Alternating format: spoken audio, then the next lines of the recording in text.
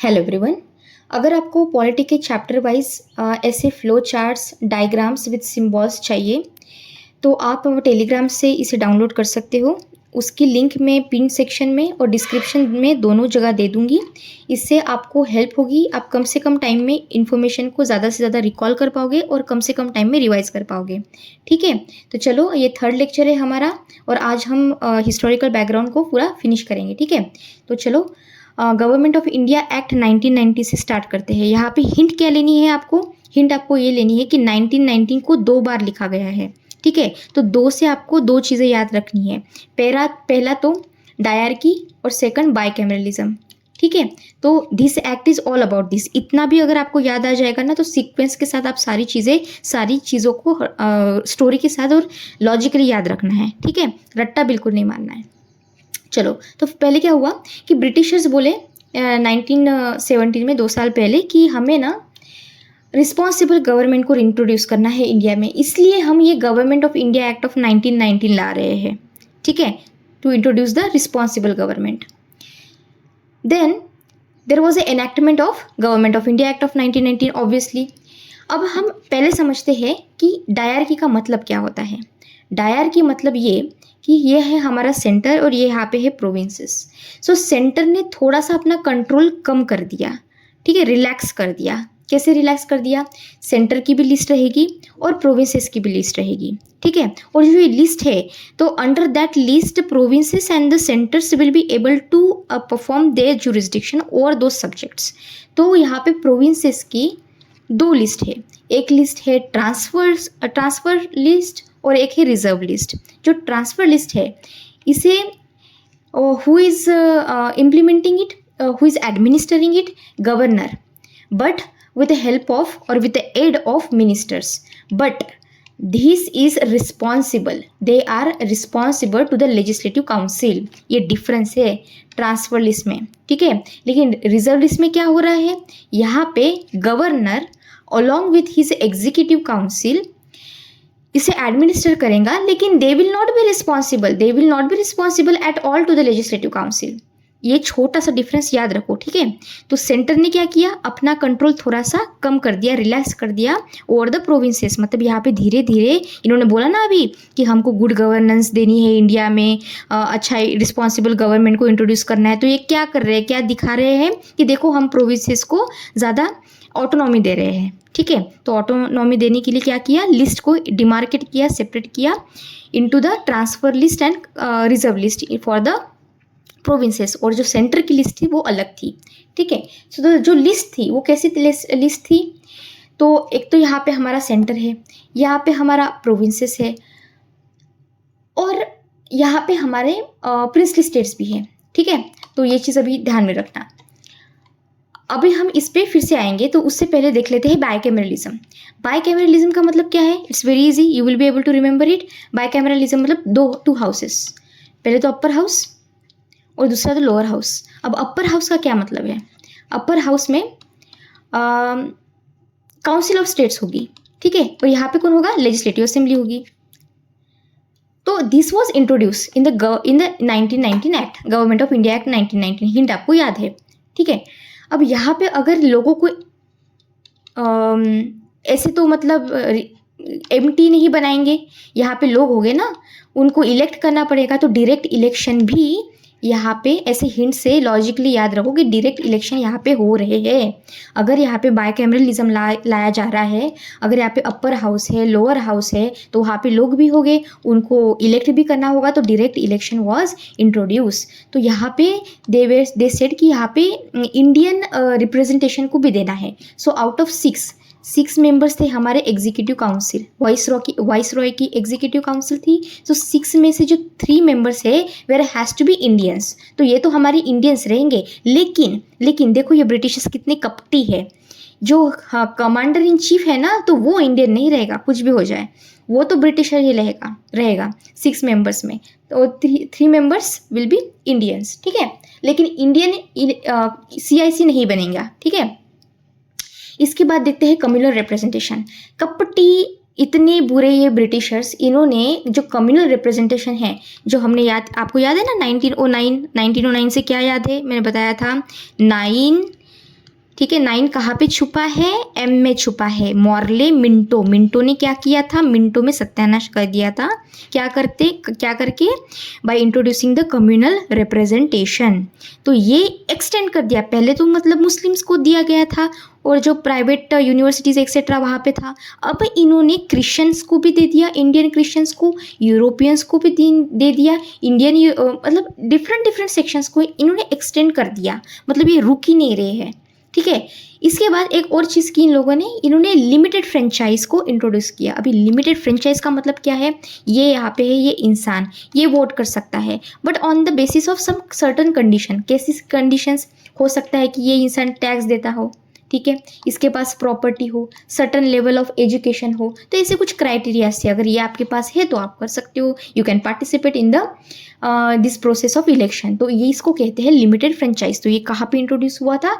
यहाँ पे इंट्रोड्यूस हुआ था government of India act of 1919। इसके बाद यहाँ पे क्या किया गया? यहाँ पे इंट्रोड्यूस किया गया हाई कमिश्नर ऑफिस को। ये हाई कमिश्नर ऑफिस कहाँ पे रहता था? लंदन में रहता था। और जो भी काम पहले सेक्रेटरी ऑफ स्टेट किया करता था, तो now this person was looking after that, ठीक है। तो and after that they introduce nothing but public service commission. तो civil central public service commission was introduce by this government of India act of 1919 in year 1926। इसको recall करना है, ठीक है। देखो मैंने सारी इन्फॉर्मेशन यहाँ पे डिटेल एज इट इज़ नहीं लिखी है। पता है क्यों नहीं लिखी है? डेलिबरेटली नहीं लिखी है, क्योंकि जब आप इस फ्लो चार्ट से जाओ तो मतलब ऐसे जल्दी जल्दी जाना है और बस स्टोरी को अपने मन में बोलते रहना है और रिकॉल करना है इन्फॉर्मेशन को। समझ में आया? तो आपको भी रट्टा मारने से ज़्यादा समझने में और रिकॉल करने में ज़्यादा टाइम स्पेंड करना है, ठीक है। देन इसमें और एक चीज़ कही गई थी, जो प्रोविंसेस है इनका जो बजट है they will be separate from the centre, ठीक है। ये फाइनल चीज़ यहाँ पे डाली गई। तो इसको कैसे याद रखोगे कि बजट को सेपरेट किया गया था? तो यहाँ पे हमने देखा ना कि बाइकैमरलिज्म है, लिस्ट को अलग कर दिया, तो लिस्ट के साथ साथ बजट को भी अलग कर दिया, ऐसे ध्यान में रखो, ठीक है। तो लिस्ट तो अलग की ही, लिस्ट तो मतलब सेपरेट कर ही दी, बजट भी उन्होंने सेपरेट कर दिया, ठीक है। इस तरह से हिंट को याद रख लेना। अभी साइमन कमीशन देखते हैं। साइमन कमीशन को याद करने की हिंट क्या है? हिंट है एस। एस से क्या क्या है? एस से है साइमन, ठीक है। एस से है 7। 7 से क्या है? 7 मेंबर्स है साइमन कमीशन में, और 1927 में आया गया है। इसको छोटी छोटी हिंट चाहिए, छोटी छोटी हिंट से ही सारी चीज़ें याद रहेगी, ठीक है। तो साइमन कमीशन यहाँ पे हो गया, और ये स्टैट्यूटरी कमीशन है, तो ऐसे स्टैट्यूटरी ऐसे ध्यान में रख लो, ठीक है। तो Simon commission and the constitutional reforms अभी देख लेते हैं। साइमन कमीशन किसके ऊपर आया था? तो कॉन्स्टिट्यूशनल रिफॉर्म्स के ऊपर आया था। कौन से कॉन्स्टिट्यूशनल रिफॉर्म्स? तो इंडिया में कॉन्स्टिट्यूशन की बात चल रही थी, तो ये साइमन कमीशन आया कि बोला कि अच्छा हम इसको भी रिव्यू करेंगे, इसलिए साइमन कमीशन आया। लेकिन आप लोगों ने हिस्ट्री पढ़ी होगी, अगर पढ़ी भी नहीं होगी तो आपको तो ये तो पता ही था कि कितना फेमस है ये गो साइमन। सब बोलते थे go Simon go, Simon go, sorry Simon go, Simon go, Simon, ठीक है। तो इससे याद रखो कि सब गो क्यों बोल रहे हैं इसको, मतलब सब बाहर क्यों निकाल रहे हैं कि जाओ यहाँ से, हमको नहीं चाहिए। इसका रीज़न ये है कि साइमन कमीशन में जितने भी 7 मेंबर्स थे वो सारे के सारे ब्रिटिशर्स थे। मतलब आपने एक भी इंडियन को ऐड नहीं किया, आप इंडिया के कॉन्स्टिट्यूशन को रिव्यू करने आए हो, रिफॉर्म्स को, और आपने एक भी इंडियन को ऐड नहीं किया, तो मतलब ये क्या कर रहे हैं ऑब्वियसली। तो इसलिए ये सब हुआ। तो that's why there was a boycott of a commission and because of the all British composition, ठीक है। ये अभी ध्यान में रहेगा। इसके बाद क्या हुआ? सीक्वेंस से याद रखो और लॉजिकली याद रखो, ठीक है, सारी चीज़ें याद होगी। इसके बाद क्या हुआ? रिपोर्ट बनने के बाद सबमिट करेंगे ना, मतलब despite of all this boycott फिर भी इन्होंने रिपोर्ट बनाई और इसको सबमिट कर दी, ठीक है। 1913 में रिकमेंडेशन दिए, और रिकमेंडेशन भी इतने चिल्लर और इतने फालतू दिए ना कि जो कम्युनल रिप्रेजेंटेशन है उसको बढ़ाओ, फेडरेशन को इंट्रोड्यूस करो, प्रिंसली स्टेट्स को और ऑटोनॉमी दो, ऐसे कुछ, ठीक है। तो ऐसे रिकमेंडेशन दी और फिर उसको बोला कि अच्छा जो ब्रिटिश इंडिया है, प्रिंसली स्टेट्स है और ब्रिटिश गवर्नमेंट है, आप सब आओ यहाँ पे राउंड टेबल कॉन्फ्रेंस में और ये हमारा प्रपोजल देखो, हम इस पे डिस्कशन करेंगे, ऐसा बोला। और उसके बाद फिर उसका कुछ मतलब इम्प्लीकेशन भी होना चाहिए ना, उसका कुछ रिजल्ट आउटपुट आना चाहिए। तो आउटपुट क्या आया इसका? आउटपुट ये आया कि there was a white paper, preparation of white paper. ये वाइट पेपर में क्या है? इस वाइट पेपर में कुछ नहीं है, बस कॉन्स्टिट्यूशन रिफॉर्म को रिलेटेड डिस्कशन है, ठीक है। इसको सबमिट किया गया जॉइंट सिलेक्ट कमिटी को, ठीक है, वाइट पेपर को।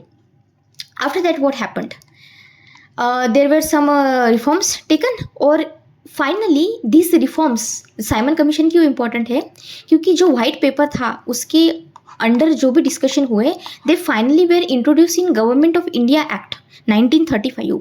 एंड हमारे लिए Government of India Act 1935 is extremely important. Why it is important? Because today's structure of governance present in India is highly influenced by this Government of India Act of 1935. That's why this act is very important, and in paper also, prelims as well as mains, they ask the questions on this in even in a state PCS. Okay, तो अभी उससे पहले communal award देख लेते हैं। तो communal award को किसे याद रखोगे? किसी ने एकदम से पूछ लिया कि कम्युनल अवार्ड क्या है, बताओ जल्दी से। तो कम्युनल को मतलब ये कम्युनलिज्म, कुछ कम्यून दिख रहा है ना, कम्युनलिज्म जैसा कुछ दिख रहा है। तो क्या हुआ था, आपको लोगों को पता है, सेपरेट इलेक्टोरेट को इंट्रोड्यूस किया गया था मुस्लिम्स के लिए, इंडियन क्रिश्चियंस के लिए, एंग्लो इंडियंस के लिए, यूरोपियंस के लिए, सबके लिए कर दिया, ठीक है। अब ये तो मतलब इससे तो नहीं माना मैकडोनल्ड, इसने क्या किया, इसने और माइनॉरिटीज़ को भी इंक्लूड कर दिया कि मतलब अभी separate electorate give minorities to, मतलब जो डिप्रेस क्लासेस थे, SC, उनको, ठीक है। तो इससे क्या हुआ, मतलब और डिवाइड बढ़ेगा, ठीक है। So there was extension to this schedule caste. Gandhi ji को ये बात पसंद नहीं आई। गांधी जी बोले, अरे ये क्या कर रहे हो, इसको मॉडिफाई करो, ये मुझे नहीं जमेगा। तो इसलिए ये मतलब फास्ट पे चले गए और बोले कि अब तो मैं मरते दम तक क्या करूँगा, फास्ट करूँगा। और फिर बाकी के सब लोग डर गए, ये बोले कि अरे गांधी जी ये क्या कर रहे हैं आप, ऐसे मत कीजिए, फास्ट मत कीजिए। इसलिए then there was a finally agreement between the leaders of Congress and depress classes. और फिर येरवाड़ा जेल में, जो पूना में था, वहाँ पे एग्रीमेंट पास हुआ, साइन हुआ, और ये कहा गया कि अच्छा तो फिर डिप्रेस क्लासेस को ये सारी चीज़ें हम मॉडिफाई करेंगे और उनको सिर्फ रिजर्व सीट दी जाएगी, ठीक है। तो इसे कहते हैं पूना पैक्ट। तो कम्युनल अवार्ड और पूना पैक्ट की छोटी छोटी हिंट चाहिए, ये पता होना चाहिए कि ये रिलेटेड किसके है, ठीक है। ज़्यादा डिटेल में जाने की ज़रूरत नहीं है। तो स्टोरी के इसमें समझ में आया। फिर से कम्युनल अवार्ड और पूना पैक्ट को समझ लेते हैं वेरी शॉर्ट। यहाँ पे क्या हुआ था कम्युनल अवार्ड में, there was a separate electorate. What was the electorate type? It was separate electorate. यहाँ पे जॉइंट इलेक्टोरेट। जॉइंट इलेक्टोरेट का मतलब क्या हुआ, ये देखो, ये क्या है, ये है कॉन्स्टिट्यूएंट असेंबली, ठीक है। और ये कौन है, ये है लोग, अलग अलग लोग कहाँ रहते हैं, ये इसी कॉन्स्टिट्यूएंसी में रहते हैं। अब क्या हुआ कि यहाँ पे 2 कैंडिडेट्स हैं जो इलेक्शन लड़ने वाले हैं यहाँ से। तो ये जो लोग हैं, डिस्पाइट ऑफ द फैक्ट कि ये मुस्लिम है या हिंदू है या जैन है या सिख है, फ़र्क नहीं पड़ता, all of them should be able to participate in the election of this particular constituency, ठीक है। मतलब कास्ट को रिकमेंडेशन मतलब ध्यान में नहीं लिया जाएगा, इसे कहते हैं जॉइंट इलेक्टोरेट, ठीक है। समझ में आया? अब देखो बेनिफिशियरीज कौन थी यहाँ पे, कम्युनल अवार्ड में बेनिफिशियरीज कौन थी, माइनॉरिटीज़ और डिप्रेस क्लासेस, ठीक है, इसलिए इसको अवार्ड कहा गया था। देन यहाँ पे कौन था, डिप्रेस क्लासेस। आउटकम क्या हुआ, there was extension of the separate electorate. यहाँ पे क्या हुआ, सेपरेट इलेक्टोरेट को मत रखो, रिजर्व सीट रखेंगे, ठीक है। ये चीज़ें हुई। चलो अब हम देखते हैं की milestones of the government of India act of 1935 very quickly. 1935 में क्या हुआ, enactment government of India act of 1935 important है क्योंकि पहले बताया है जो इंडिया का गवर्नेंस सिस्टम है it is highly influenced by this act, तो इसको याद रखना है, ठीक है। 2 साल के बाद क्या हुआ, they introduce the provincial autonomy. इसको डिटेल में देखते हैं, अभी थोड़ा देर रुको। फिर 1937 में क्या किया, 1937 में देर was a federal code, establishment of federal court. और 1939 में डिसकंटिन्यूएशन ऑफ प्रोविंशियल ऑटोनॉमी, जो यहाँ पे दी गई थी ना 2 साल में ही, उसको निकाल दिया गया, ठीक है। वैसे एक जनरल हिंट के लिए बता रही हूँ कि जो गवर्नमेंट ऑफ इंडिया एक्ट 1935 में जितनी भी चीज़ें हुई है ना, तो मोस्ट ऑफ देम एक तो कंटिन्यू नहीं हुई, इट गॉट डिसकंटिन्यूड, दूसरी तो एक तो फेल हो गई या फिर उसको रिजेक्ट किया गया। कैसे मैं बताती हूँ, रुको। अब देखो, implementation of Government of India Act 1935, पहले क्या हुआ, इसके अंदर क्या हुआ, सबसे इंपॉर्टेंट, पहले there was establishment of All India Federation, okay. And then there was abolition of a dyarchy. Dyarchy याद है ना, ट्रांसफर लिस्ट, रिजर्व लिस्ट थी, प्रोविंसेस के पास इनकी लिस्ट थी खुद की, ठीक है। तो इसको एबॉलिश करो, ठीक है।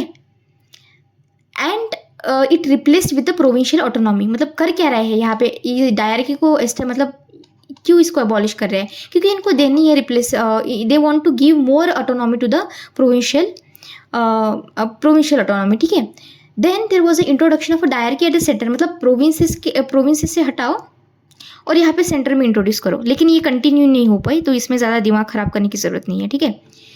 तो लिस्ट, तो क्या हुआ था कि एक तो हमारे प्रिंसली स्टेट्स थे, ठीक है।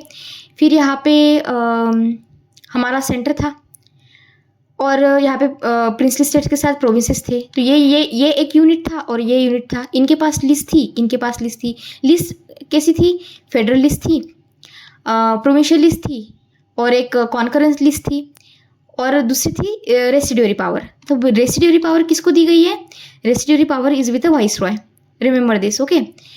कॉन्करेंट लिस्ट ऑब्वियसली दोनों के बीच में होगा, तो ऐसे कहते हैं ना कभी कभी कि दोनों के बीच में 36 का आंकड़ा है। तो रिमेंबर कि 36, there were 36 subjects in this concurrent list. Federal list में there were, if I am not wrong, there was I think 59 and here there was 56, ठीक है।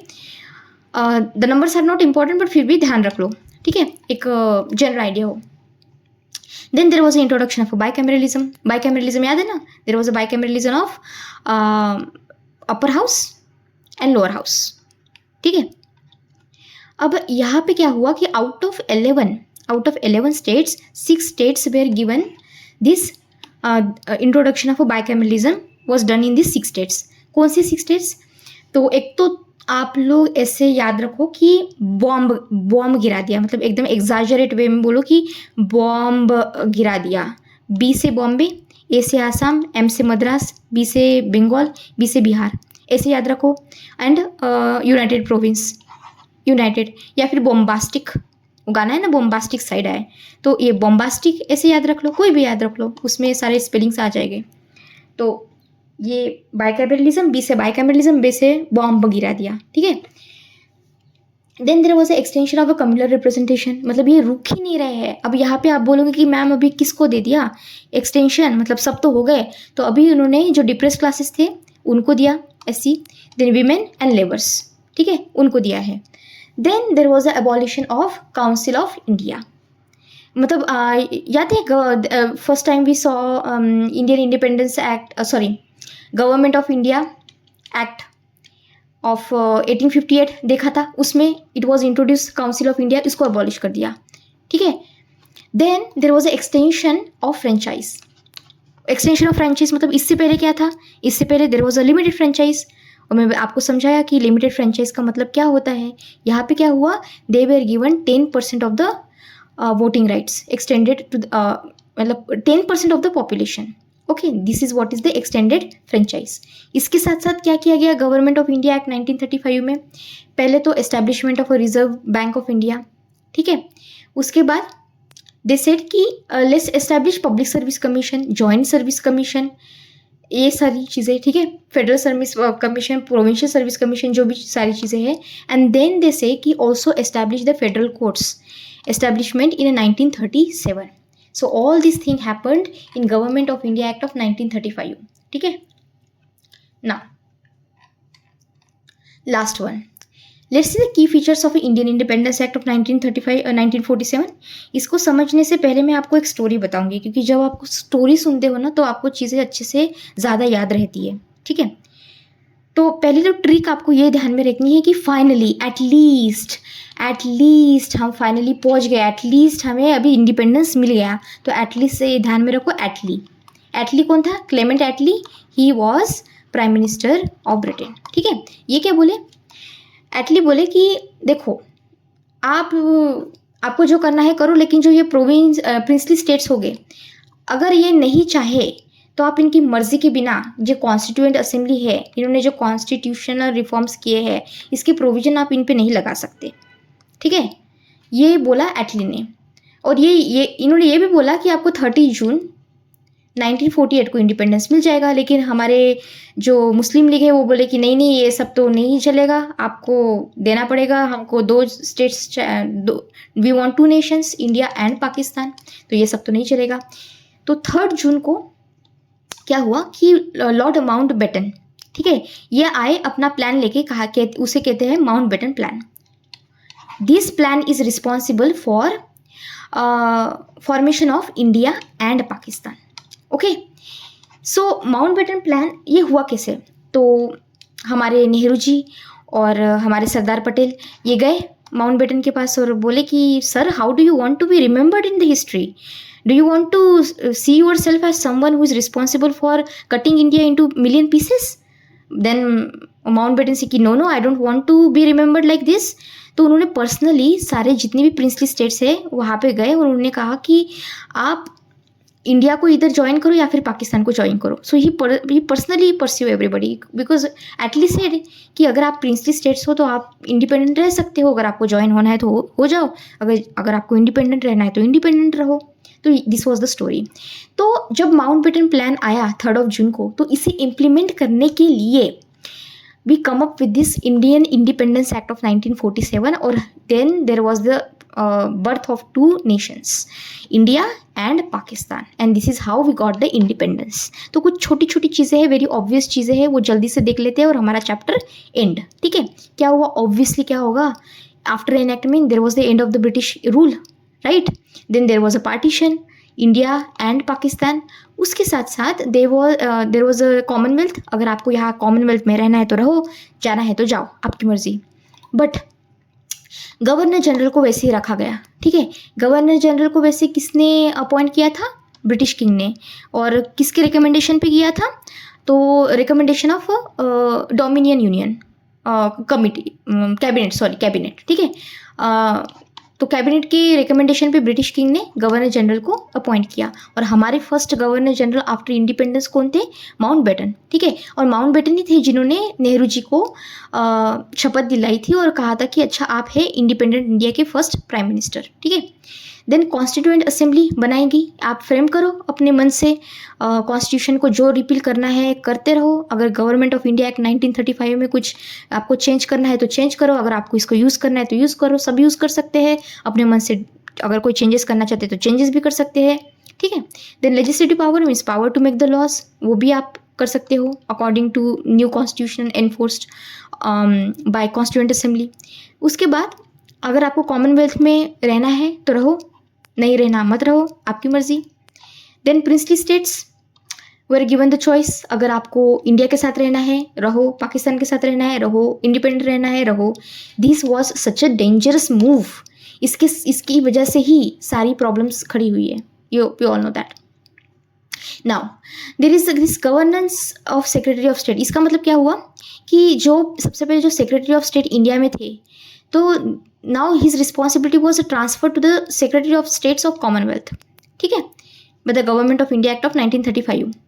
Then there was a monarch's veto. तो जो हमारे crown था, okay, he was deprived of having any kind of a veto power. All right, but governor general के पास assent का power था. He could assent to some certain provisions, and he was made the constitutional head. मतलब governor general जो India के है वो भी, और जो प्रोविंशियल गवर्नर जनरल्स है वो भी, ठीक है, they were made the constitutional head on an advice of the minister obviously, and they were had to work, governor generals को they had to work on the advice of the ministers. ठीक है, then royal title जो था it was dropped by the crown. And then civil services में जितने भी लोग कर्मचारी काम कर रहे थे उनका उसके बाद उसका डिसकंटिन्यूएशन किया गया।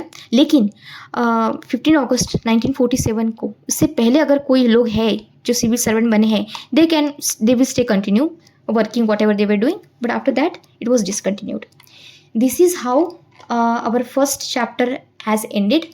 तो कल की वीडियो में मैं क्विकली आपको वीडियो में ये सारे जो टेबल है इसे कैसे 5 to 10 मिनट्स में याद करना है, मतलब with very stupid tricks. Please मुझे जज मत करना अगर मैं आपको एकदम स्टूपिड ट्रिक्स बताऊंगी तो, लेकिन it's very good. For example like prasad है तो प्रसाद फूड होता है तो उसको खाते हैं तो doctor Rajendra Prasad was responsible for the portfolio में फूड और एग्रीकल्चर, ऐसे कुछ है। अभी टाइम कम है तो I will end the session here.